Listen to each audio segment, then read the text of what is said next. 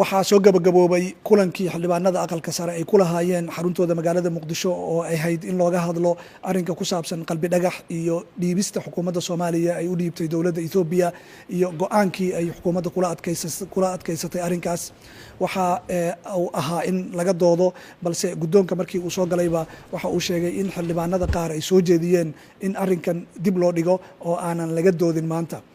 arinkaas xildhibaano ayaa ka buuqay xildhibaanada qaar way ka doodeen iyaga oo soo jeedinaya sababaha ay go'aanadooda ku kala xoojinayaan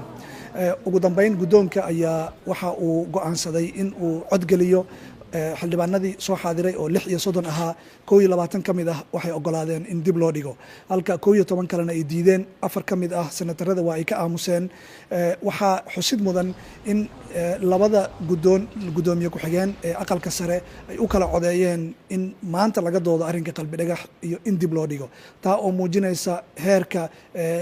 arrinkan ku saabsan qalbi dhagax iyo khilaafka uu ka dhaxdhaliyay gebi ahaanba dowladda Soomaaliya